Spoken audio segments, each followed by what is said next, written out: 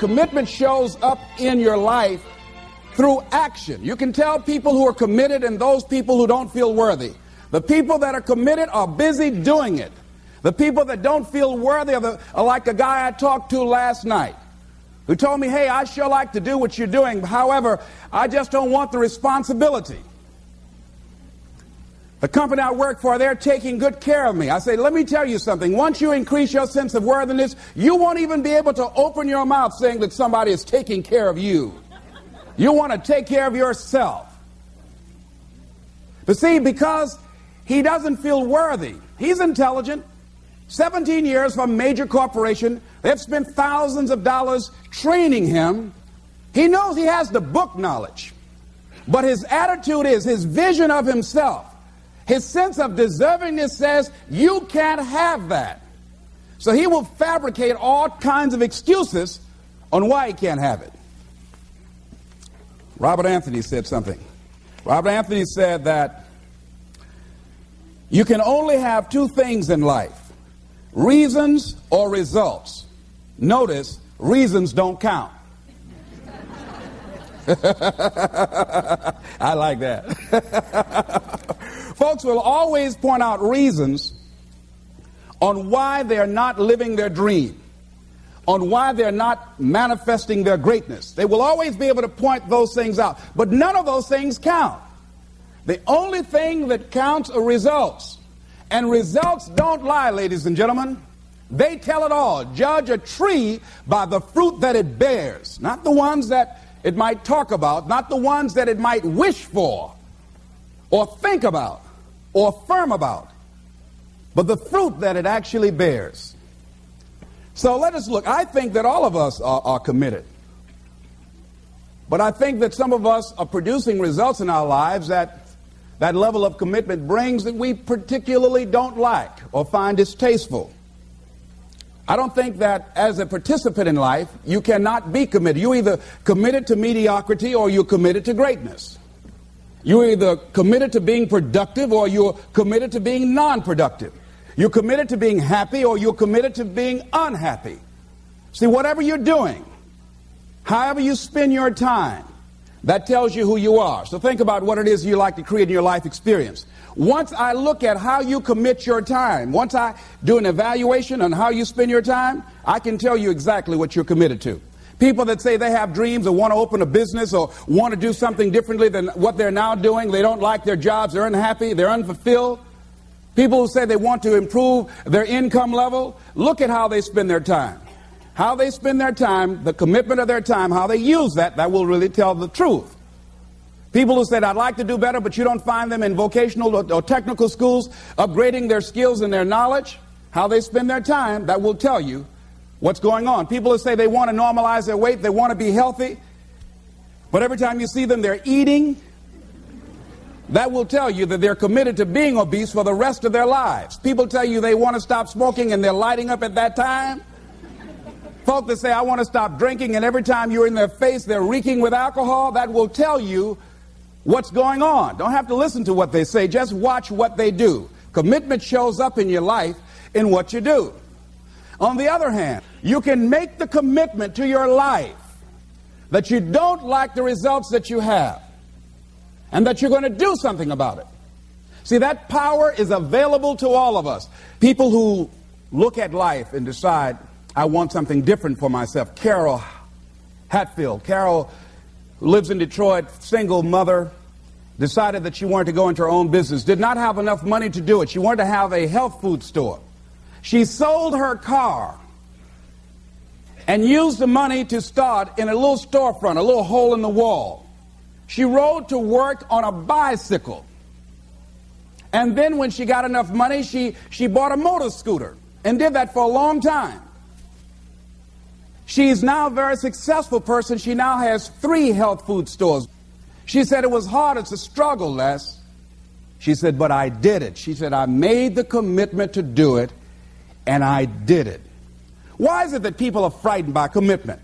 Because when you say the word commitment, that intimidates a lot of people. Why? Because it means you have to deliver.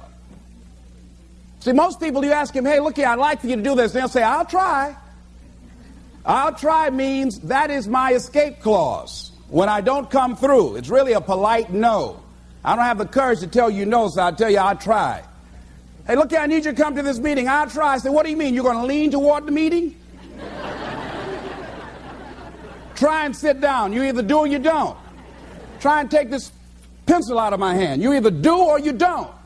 There's no such thing as try. So most people like to use that language. They don't want to commit themselves because commitment means, among many things, no excuse is acceptable. That's what it means. No excuse. That if you decided that you're going to do this, if it becomes hard, then do it hard. If it's difficult, so what? If it's inconvenient, so what? See, a lot of people made a commitment to come here tonight, but they looked outside and said, it's raining. The temperature dropped. It's cold outside. And they decide to give up on their commitment. And that's how people do about their dreams. They don't honor their commitment to themselves. Let me tell you what happens when you don't keep your commitment. Number one, it begins to deplete your self-esteem and it erodes your self-image. It weakens your faith in yourself. You don't feel good when you don't keep your commitments. The other thing is that you begin to develop weak relationships with people. People begin to realize they can't depend upon you. They can't rely on you because you won't keep your word. You've established that kind of reputation. Just think, what would your life be like if you decided to keep your commitments? What will all of our lives be like if we decided to keep our commitments? That we decided to do the things that we said that we were going to do. That we wouldn't even speak it unless we were going to do it. If we decided just for a week, just see what your life can be like. Let's do it for a commitment to make it a 7-day commitment that I won't say I will do anything unless I'm going to do it.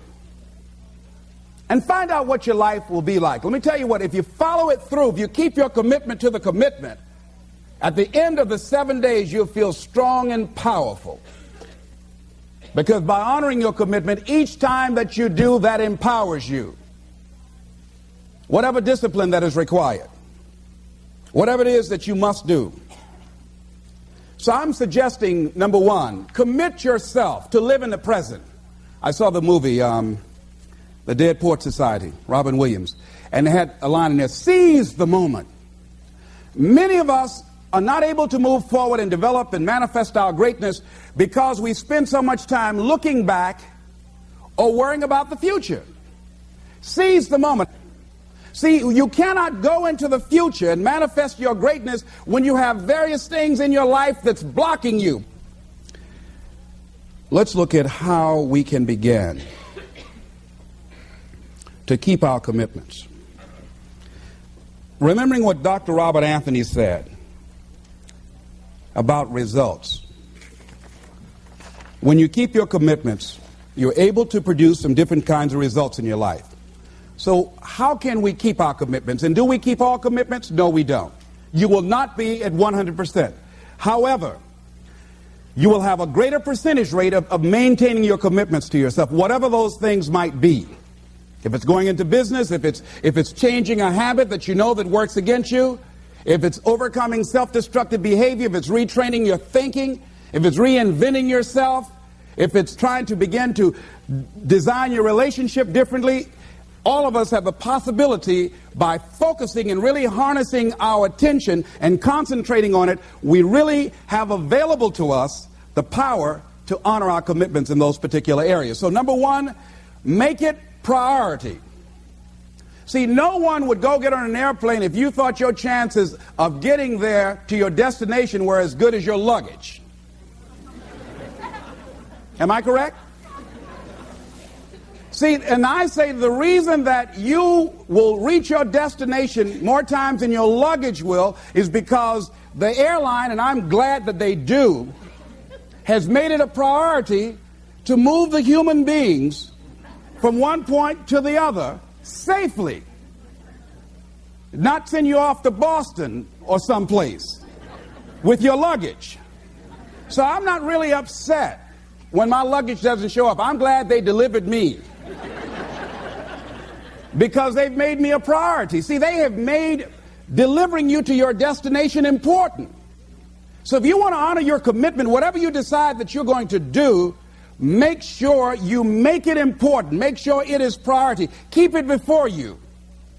The other thing is, whatever that you want to do, whatever you want to begin to create and beginning to manifest your greatness and strengthening your level of commitment, and it's really exercising your will, find something that you want to do on your goal, one action step, but make sure it stretches you, that it challenges you, but it's doable, that you can do it.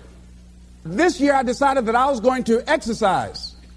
So I started out doing just 10 setups and 10 push-ups. I know I can do that and not get upset about it. I can do that without thinking. So I started out small. Now I'm up to 50. But if I try to do 50 starting out, I wouldn't still be doing it. So I started doing it in manageable segments. Do that. And that strengthens your will. So my commitment now is strengthened and fortified by the activity of actually doing it. So now I can expand and build from there. When I decided to begin to manage my money differently, and I started saving 5% of my money, then I increased it to 10%, then to 15%. So now I have disciplined myself to live off 75% of my income. I took discipline to do that, but I started watching how I was spending my money. I started keeping a log and following myself. So you want to begin to find something that is manageable, that you know that you can do. The next thing, in beginning to keep your commitments to yourself, have some friends that will hold you accountable, that won't let you off the hook, that won't tolerate anything less than the best from you. People that will support you in this new way of being, in this new state of consciousness. The other thing is that important is have a contingency plan. See, many times when you make a commitment to do something, there are some other variables that will happen that you can't control or you perhaps did not think about. So you want to have some other plans going on. You want to become creative. See, most people don't keep their commitments because when something goes wrong, they just stop. They don't have a contingency plan. So they don't know what to do next. Start being creative. If you challenge yourself, many times we say, I don't know what to do. And I always ask myself, but if you did know what to do, Les, what will it be? That activates another part of my mind. I start thinking about the possibilities and just experimenting. But many of us just stop dead in our tracks. I don't know what to do. You do know what to do. You've got genius in you. Challenge yourself. Push yourself. Make yourself come up with something. Use your imagination. And what you will find is that you know more than you realize that you know. That you're more creative and more resourceful than you realize that you are. And as you do that, the more you do it, the easier it will become. At first, it's going to be a struggle. And after you get into a certain level of consciousness, you will ask yourself, how is it that I didn't see this before? At the level that I'm managing my business now, they say consciousness is what we are. I literally look at myself and say, how is it that I didn't do this before? Why is it that I couldn't see this before? And the reason that I didn't see it before, because I didn't challenge myself. I didn't put myself out here. See, the reason that most of us go through life never discovering our true greatness, literally walking, breathing corpses, the uncommitted life isn't worth living. Why? Because it doesn't produce anything. See, you only make things happen. Your life only counts. You only make a difference when you are committed. When you make a commitment with your life. That's the people that make a commitment with their lives. The people that make a commitment to their customers. The people that make a commitment to their families, to their relationships, are the people that make the greatest impact in life.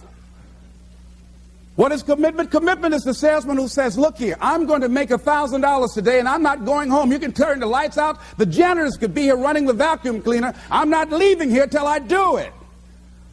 I used to be a door-to-door salesman. I had X number of TVs. I had a minimum amount that I knew I had to sell every day in order to provide for my mother, who was ill at the time, who had lost her job at the M&M cafeteria because of arthritis. And I said, I'm going to go door to door, and sometimes I would not come home until 1 o'clock at night, knocking on people's door, people closing. What do you want? Would you like to buy a nice working month's television set, no money down? No. What about an Emerson TV? No. Thank you very much. Do you know anybody else that would be interested? No. Thank you very kindly. Knock on another. Hello? Would you like to buy a nice working television set? No money down? No, get away from our door. Thank you very kindly. Do you know anybody else would be? Yeah, my cousin, he lives 2 doors down. Thank you very kindly. I tell him you sent me. When I heard your cousin told me that you wanted to buy a television set, told me to come here and talk to you, we got a special discount for you. Yes, come in, I'm interested. I would just keep right on. I would not go home until I did it. It's an interesting thing, ladies and gentlemen, that when we put ourselves in a situation where we say we're going to do it, it puts you in another zone where the universe responds to you. When you have that kind of consciousness, see, the universe responds to the man or woman that refuses to be denied, because that is your commitment. That business that you want, that book you want to write, that dream that you have of controlling your destiny, that is yours. That power to create that and to manifest that is yours. That's available to you. But you've got to be willing to stand there and face disappointment, not have support, be lonely, doubt yourself sometimes, be rejected again and again and again, become bankrupt if necessary, again and again and again, and refuse to turn around until life gives it up. Nothing can resist a person that has that kind of commitment. The people that have made a difference on the planet. When a John F. Kennedy said, we will go to the moon in the next decade, he spoke it. That was a commitment, and people shared that vision. People bought into that. We've had all kind of examples in history where people have made declarations, who have committed their lives to bring about a difference. There are people who are taking a stand today against hunger. I guarantee you it will be a part of our past at some point in time. Someone took a stand against polio.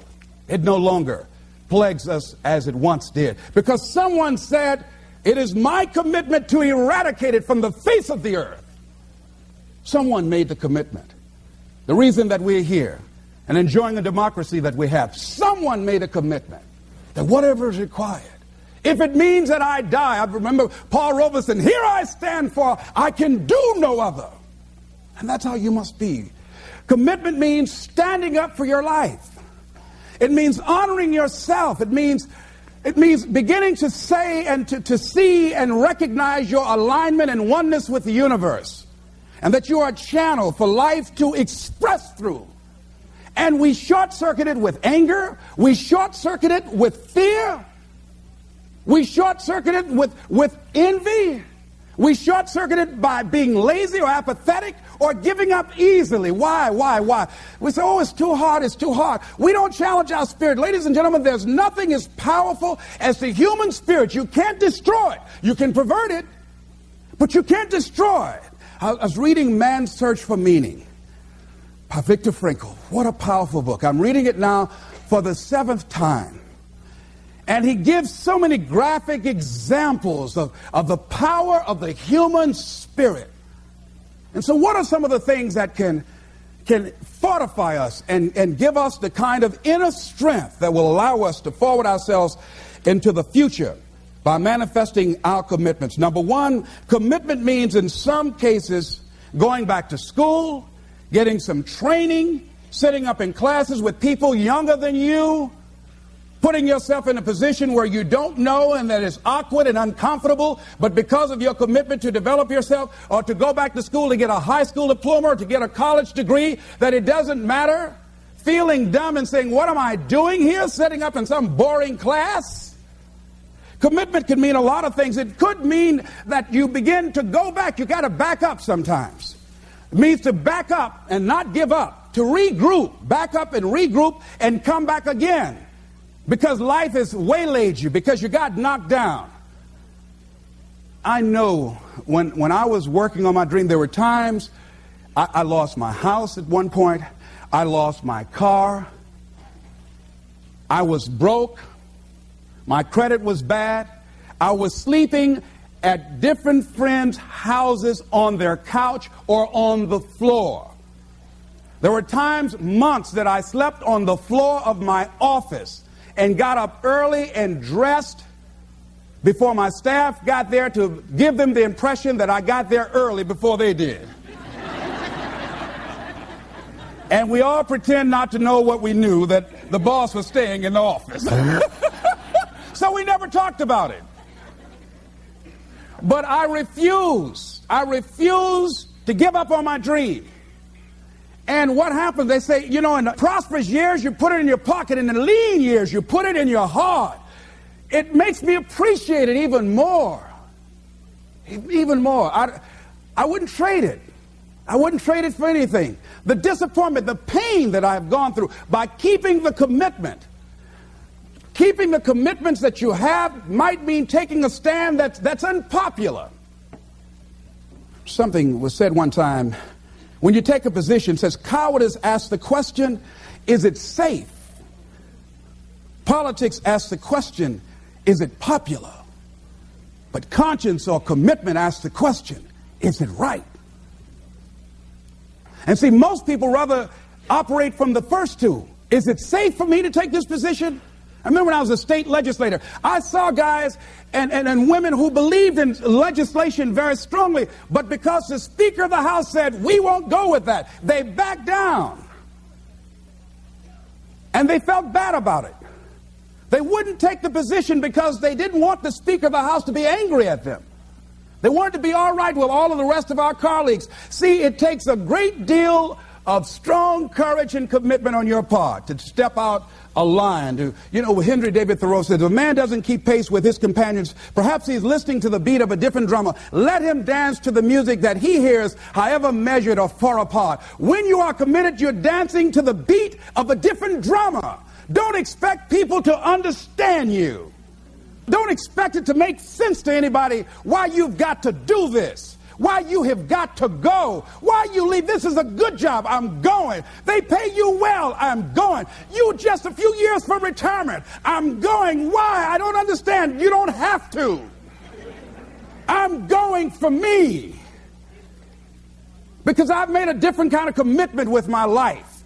This is something I have got to do. Commitment. It means taking a stand. Taking a stand for you.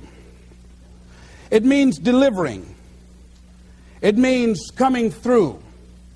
What if you don't keep your commitment, Les? What if you give it everything you have and you come up short? Or if you don't give it everything you have? What if you get weak along the way and you throw in the towel on yourself? You surrender to your emotions. What then? A lot of people become discouraged. They become frustrated, and they say, oh, what the heck? And they go back to doing what they were doing before, saying it doesn't work. Here's what I suggest. Number one, that does happen, so take total responsibility for it. Just own it. Don't make any excuses on why you gave in or why you didn't come through. Just own it and face the flak, whatever it is, and stand up inside yourself. Next thing is, assess the situation. How did you get here? What happened that you broke down, that you had a breakdown and you surrendered? What happened? What was going on? See, when I used to go on a diet, and I no longer do that, I've made a commitment to a healthy lifestyle. I used to eat up until 12 midnight on Sunday. Anything that wasn't moving. And on Monday, I would get up and eat a fruit, light fruit breakfast. And for lunchtime, I would fix some broiled chicken and meticulously peel the skin off and eat the chicken and then eat the skin.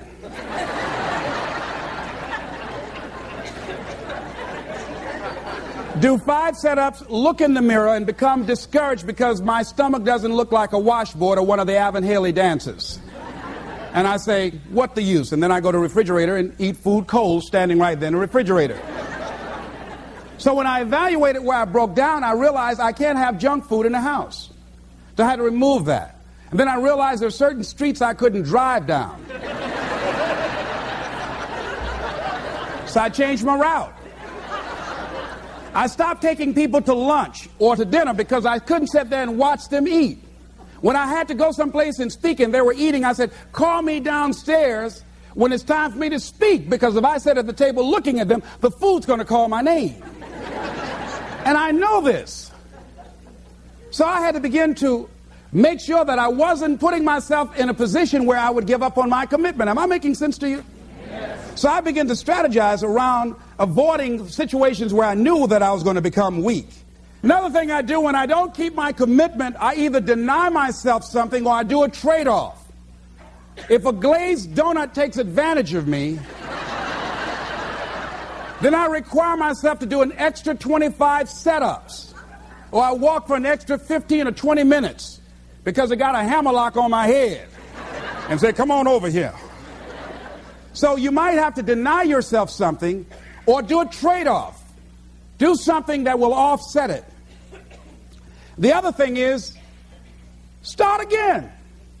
So what? You fell flat on your face. So what? Start again.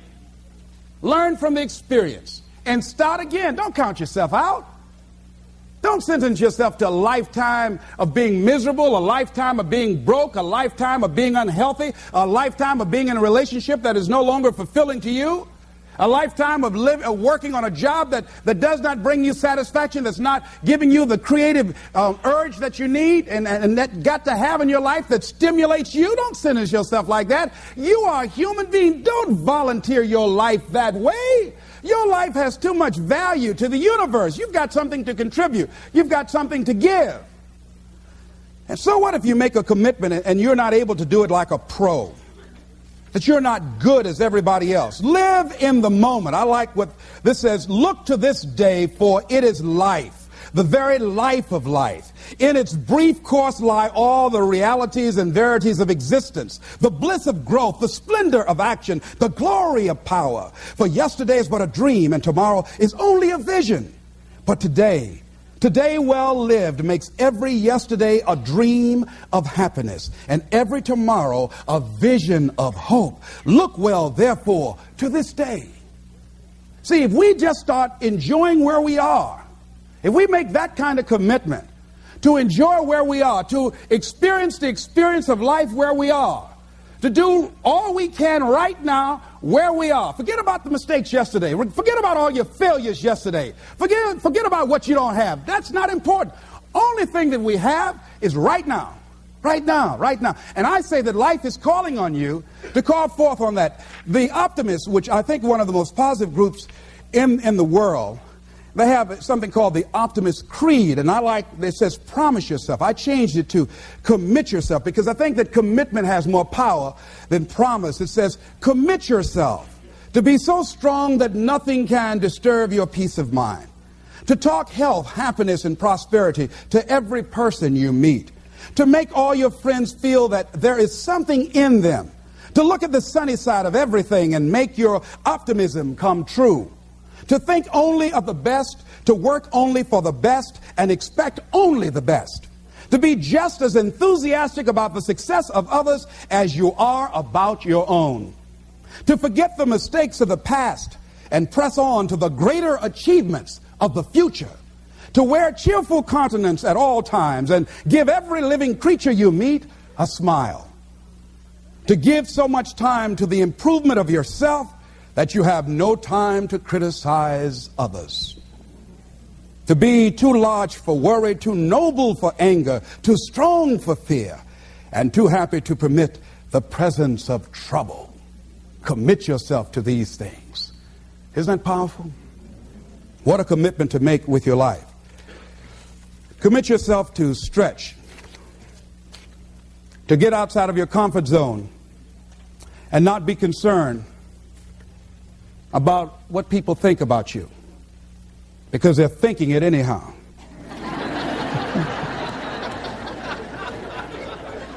Don't worry about what they will say. They're already saying it. So what do you care? Decide that your life has so much meaning to the planet. Decide that you have something to give. That's why you're here. See, you didn't just show up. You brought something here. You're on a journey. You have a destination, mission to achieve, to do, to implement, to perform, to experience. Decide to commit yourself to be an adventurer in life. Look out on life around you. Look within yourself and say, where is it in my life that I need to make a commitment right now. Where is it? That it might be for your health. It might be to be a happier person. It might be to make a difference in your community. It might be that. Where is it? I say that commitment shows up, and the man or woman who has some idea, some dream that they've been nurturing within themselves, and no one believed it, no one saw it for them, that they weren't masters at it, they weren't experts at it, no one would build a statue and ever call their name and recognize them. They never made it to the front page of the newspaper, but they had something that was theirs, something that was their baby, something that they loved and they believed in, and they just did what they could with what God gave them with their dream. Commitment shows up, and people that are willing to give themselves a chance, who look at their lives, look within themselves and say, I know that this just cannot be it for my life. I know that there's something I'm supposed to do. I don't know right now. Or maybe you do know. Maybe you do know, and you've talked yourself out of it. And I understand that. Because I'm late. No. Everything happens as it should. I got the courage to step out, to become committed. I was seriously not serious before. And I decided, it took me some time to build up the courage to become committed because it frightened me. So I understand wrestling with it. I wish I could tell you I've been doing this for 20 years. I haven't. I'm just glad that I decided to become committed before I left here. And wherever you are, decide that you're going to commit your life now. And let it show up in your contribution.